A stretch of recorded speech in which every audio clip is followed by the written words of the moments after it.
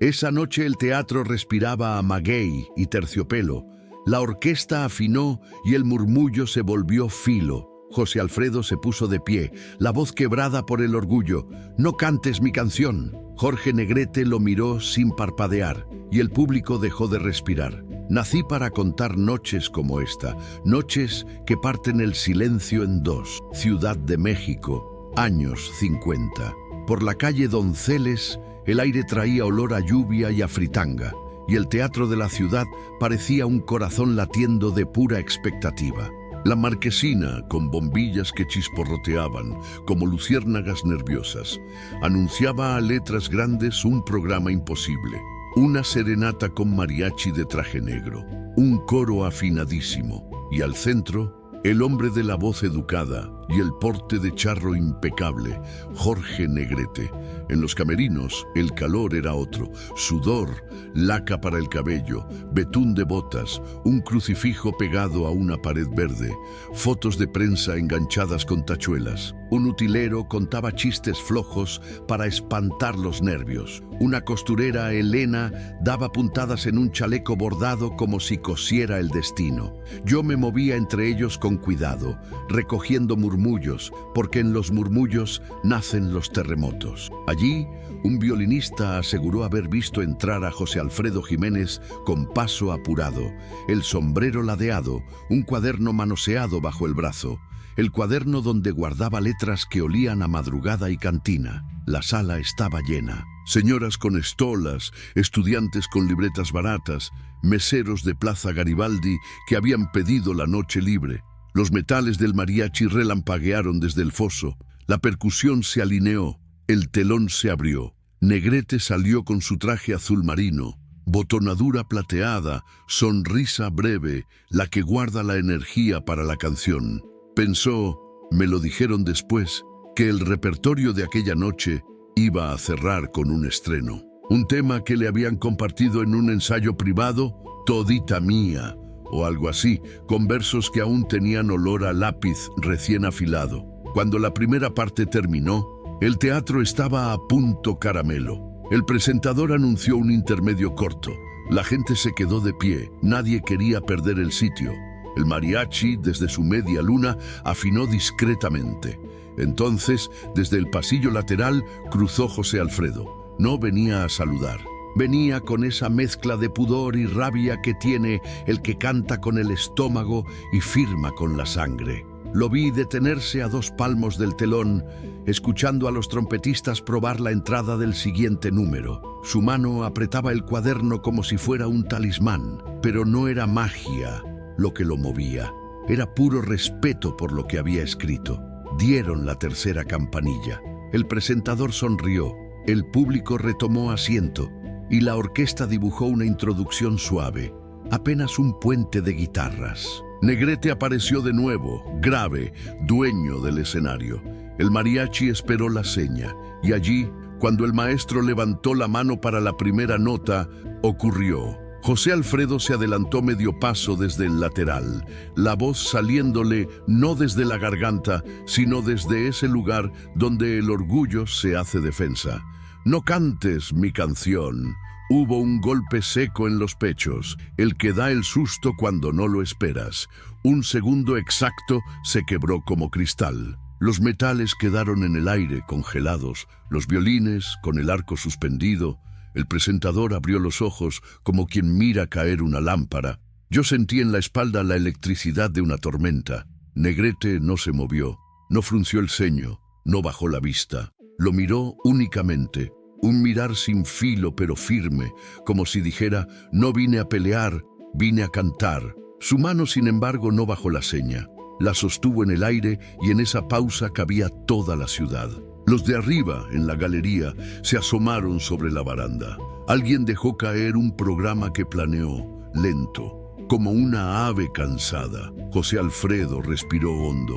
El sombrero, ligeramente hacia atrás, la chamarra clara, arrugada por el apuro, el cuaderno, todavía entre los dedos. No era un pleito de cantina, era una reclamación íntima, pública por fuerza mayor.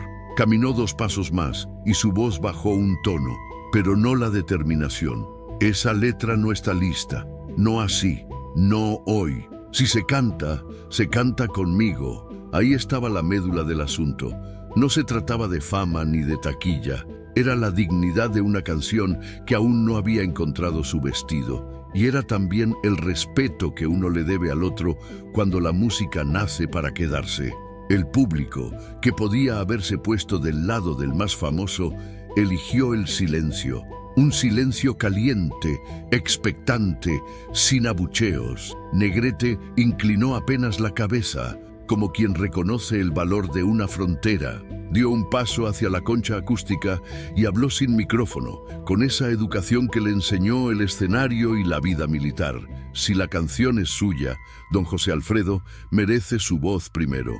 No hubo ironía, hubo verdad. El maestro del mariachi soltó el aire.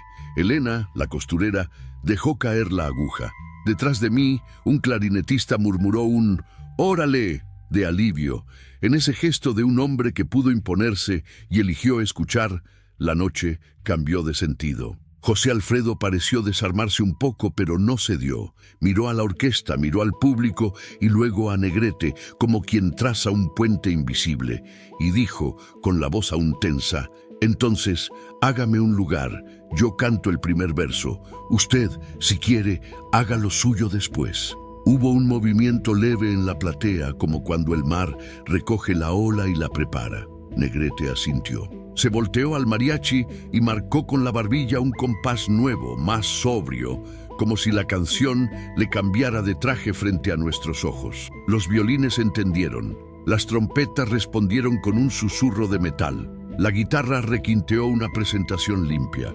En el borde del escenario, apenas fuera de la luz, José Alfredo se colocó el sombrero derecho y aflojó el nudo de la corbata.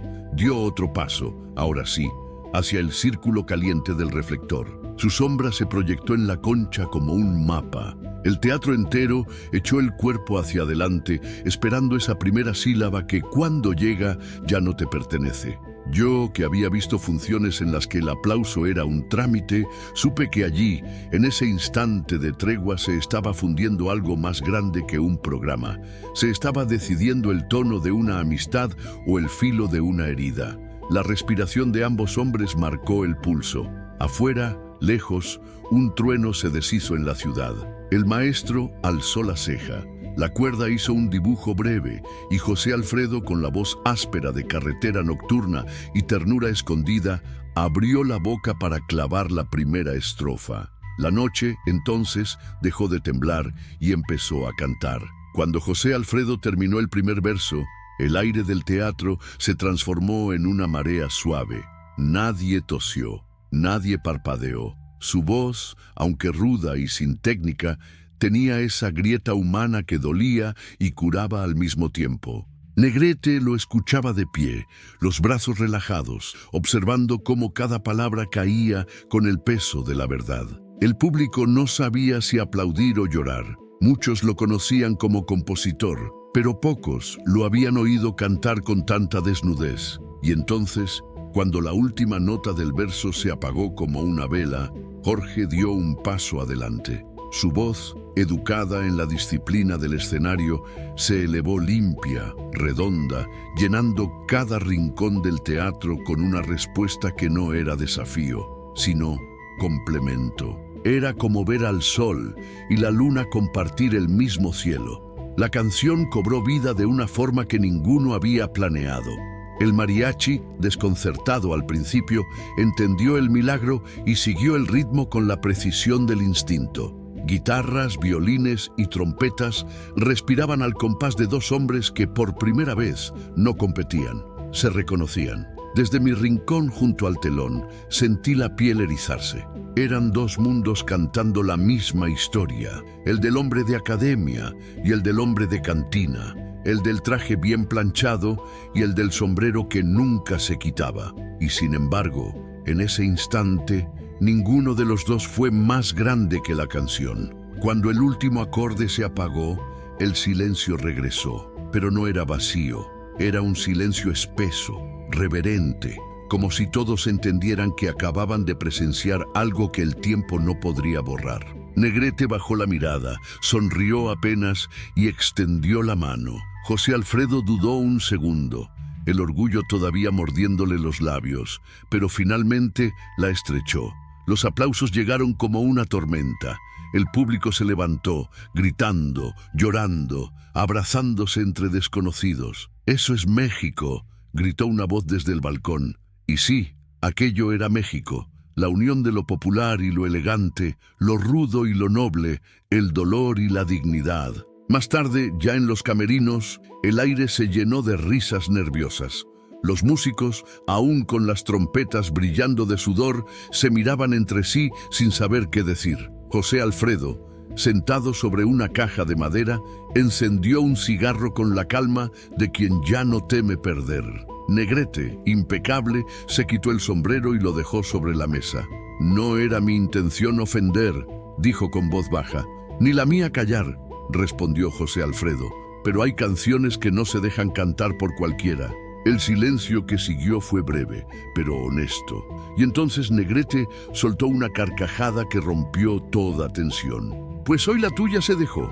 Y vaya que nos hizo cantar a todos». José Alfredo sonrió con los ojos humedecidos. «Tal vez era eso lo que le faltaba», susurró, «que alguien la sintiera conmigo». La puerta del camerino se abrió y una periodista del Excelsior se asomó, libreta en mano. «¿Puedo preguntar qué fue eso allá arriba?». Negrete se giró con una sonrisa teatral. «Eso, señorita, fue México cantándose a sí mismo». Y mientras los flashes iluminaban el pequeño cuarto, José Alfredo bajó la mirada hacia su cuaderno. Allí, entre tachones, escribió con letra temblorosa una frase que quedaría para siempre. «Cuando dos voces se entienden, ni el orgullo puede hacer silencio». Esa noche el teatro cerró tarde, con el público aún comentando en los portales, en los cafés, en los tranvías. Al día siguiente los periódicos hablarían de la reconciliación del alma mexicana, pero ninguno supo que, en el fondo, aquella canción había abierto una herida silenciosa en los dos. El miedo a que esa magia no volviera jamás. Y no lo sabían todavía, pero esa herida sería el corazón del giro más inesperado de sus vidas. Pasaron apenas unos días, pero la noche del teatro seguía viva en los periódicos y en las calles. Los titulares decían: «Negrete y José Alfredo, el dueto que México soñaba». Las emisoras repetían la grabación una y otra vez, y hasta los niños tarareaban aquel verso improvisado. Pero detrás de la ovación quedaba una grieta que solo ellos dos conocían. Yo estuve allí, en la cantina El Tenampa, cuando José Alfredo pidió una mesa al fondo, lejos de los músicos que lo saludaban con respeto y tequila. El humo del cigarro formaba un velo entre sus pensamientos. En su rostro había satisfacción, sí, pero también un dejo de tristeza que ni la música podía curar. «Cantó mi canción como si fuera suya», murmuró, y dio un trago largo al vaso. «¿Te dolió eso?», le pregunté. «No», respondió con una sonrisa cansada. «Me dolió darme cuenta de que lo hizo mejor que yo». Mientras tanto, Jorge Negrete seguía en su casa de la colonia Roma, revisando la agenda de presentaciones. Los productores lo llamaban sin descanso. Todos querían repetir aquel dueto que había desatado un fenómeno. Pero él, mirando su reflejo en el espejo del vestidor, sabía que algo en su interior también se había movido. No era triunfo lo que sentía, era respeto y, quizás, envidia de esa verdad cruda que José Alfredo llevaba en la voz. El destino quiso unirlos otra vez, esta vez en un estudio de grabación en la XCW. La emisora, con su cabina de vidrio y olor a cables calientes, era el templo de la música popular. Cuando José Alfredo llegó, Negrete ya estaba allí, con los brazos cruzados y un sombrero nuevo sobre la mesa. El ingeniero de sonido, nervioso, apenas respiraba. Los micrófonos esperaban. El reloj marcaba las 6 de la tarde. «¿Repetimos la canción?», preguntó Negrete sin mirar directamente. «Solo si me dejas hacerle un cambio», respondió José Alfredo. «No quiero que se escuche perfecta, quiero que se escuche viva». El silencio que siguió pesó más que cualquier nota. Negrete bajó la mirada y asintió. «Entonces, hagamos la tuya», pero déjame sentirla a mi modo. Y grabaron. Lo que salió de aquella sesión fue algo imposible de repetir. Dos voces que se rozaban sin fundirse, que se empujaban y se cuidaban al mismo tiempo. El resultado fue tan humano, tan imperfecto, que los técnicos tardaron minutos en reaccionar. Al terminar, José Alfredo apagó el cigarro, guardó el cuaderno y murmuró: «Ahí está, ya nació». Negrete sonrió, pero algo en su mirada traicionó el orgullo. Sabía que el país entero amaría esa versión, pero también sabía que el nombre que quedaría grabado sería el de José Alfredo. Y eso, para un hombre que había vivido de aplausos, era una herida que no cicatriza fácilmente. Afuera, la lluvia comenzó a caer sobre la ciudad, empapando los tranvías y los sombreros. José Alfredo se despidió con un apretón de manos firme, casi fraternal, y se perdió entre las luces de la avenida Bucareli. Negrete lo siguió con la mirada desde la puerta del estudio, y por primera vez en años sintió algo que no cabía en el pecho: la certeza de que el escenario ya no le pertenecía del todo. Esa noche, mientras los periódicos imprimían sus rostros juntos, cada uno dormía con un vacío distinto. José Alfredo soñó con un teatro lleno de aplausos que no eran para él. Negrete soñó con una voz que le temblaba por dentro y que no era la suya. Y al amanecer, el rumor comenzó a correr entre los músicos, que una rivalidad había nacido bajo la máscara de la admiración. ¿Tú qué habrías hecho? ¿Compartirías tu arte si el mundo empezara a querer más la voz del otro? El éxito de aquella grabación fue inmediato. En cuestión de semanas, la canción se convirtió en un himno nacional. Las cantinas, los mercados y los radiotransistores la repetían como una plegaria. Las voces de José Alfredo y Jorge Negrete se entrelazaban en el aire de todo México, como si el país respirara al compás de ambos. Pero detrás del brillo de la fama, el orgullo herido empezaba a cobrar su precio.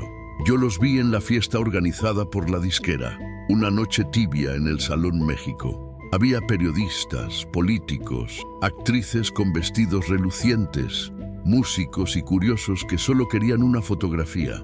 Negrete llegó impecable, traje blanco, sonrisa controlada, la mirada de quien sabe que todos lo observan. José Alfredo llegó más tarde, sin avisar, con el sombrero ladeado y los ojos rojos de cansancio. La música del mariachi lo recibió como si fuera un héroe. Y eso fue suficiente para que el aire se cargara de tensión. Negrete, con un vaso de coñac en la mano, fingió no verlo. Pero los murmullos crecieron, los flashes se multiplicaron y de pronto alguien gritó desde una mesa: «Cántenla juntos como aquella noche». Los aplausos acompañaron la petición. El público lo exigía. José Alfredo sonrió, pero su sonrisa era un filo. Negrete, rígido, dejó el vaso sobre la barra y caminó hacia el centro del salón. «¿Qué dices, maestro?», preguntó con un tono que mezclaba desafío y cortesía.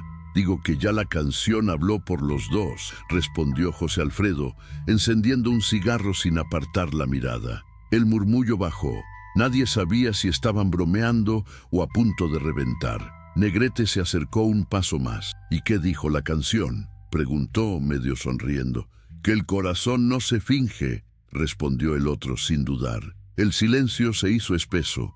Solo se escuchaba el galope de los violines afinando al fondo. Un periodista aprovechó el momento para tomar una fotografía y el flash iluminó el rostro tenso de ambos. En esa imagen, que al día siguiente recorrería todas las redacciones, no había odio, sino algo más profundo: respeto mezclado con dolor. Esa noche, ninguno cantó. José Alfredo salió del salón bajo la lluvia, sin despedirse. Negrete lo siguió con la mirada desde el ventanal, mientras las gotas distorsionaban su reflejo en el vidrio. Yo lo escuché murmurar: «Esa canción ya no me pertenece». A la mañana siguiente, los rumores eran imparables. «Ruptura definitiva entre Negrete y Jiménez», tituló El Universal. Y aunque ninguno lo confirmó, el país entero lo sintió. Las radios comenzaron a recibir cartas pidiendo que repitieran la versión original del teatro, no la del estudio. El público quería el error, la pausa, el temblor humano que solo ocurre una vez. Semanas después, en un bar discreto de Coyoacán, se encontraron otra vez, sin prensa, sin música, sin testigos. José Alfredo lo miró desde su mesa con una botella medio vacía de tequila. Negrete se sentó frente a él, sin sombrero, sin armadura. ¿Por qué viniste?, preguntó José Alfredo. Porque me quedé sin voz, dijo Negrete con una sinceridad que dolía. Canté todo lo que tenía, pero esa noche tú dijiste lo que yo nunca supe decir. Hubo un silencio largo. José Alfredo giró el vaso entre los dedos y sonrió con tristeza. Entonces canta de nuevo, Jorge, no para el público, sino para ti. Él lo intentó. Apenas una nota tembló entre los dos, baja, rota, verdadera, y en ese instante comprendí que la rivalidad había sido solo un espejo. Cada uno había visto en el otro la parte de sí mismo que le faltaba. Cuando se despidieron, no hubo abrazo ni promesas. Solo una frase de José Alfredo que quedó flotando como una despedida. Nos volveremos a ver, aunque sea en la próxima canción. ¿Tú también has sentido que el orgullo te alejó de alguien que admirabas? Cuéntamelo en los comentarios. Semanas después, una carta llegó al camerino de Jorge Negrete. Era de José Alfredo, una hoja doblada, manchada de tequila y tinta. Solo decía: gracias por cantarla conmigo. Ya no es mía, es nuestra. Negrete la leyó en silencio y sonrió con los ojos húmedos. Esa misma noche subió al escenario del Teatro Blanquita. El público lo esperaba de pie. Antes de comenzar, levantó la carta y dijo: esta canción nació del orgullo, pero se quedó por el respeto. Y cantó. Cada nota fue una despedida, cada palabra un perdón. Cuando terminó, el público se levantó como aquella primera vez. Pero esta vez, Negrete no miró al techo ni al aplauso. Miró al vacío del escenario, donde imaginaba a José Alfredo cantando a su lado. Semanas después, la noticia recorrió México. Jorge Negrete había partido. En su escritorio, la carta seguía allí, doblada, con una sola frase subrayada: cuando dos voces se entienden, ni la muerte puede hacer silencio.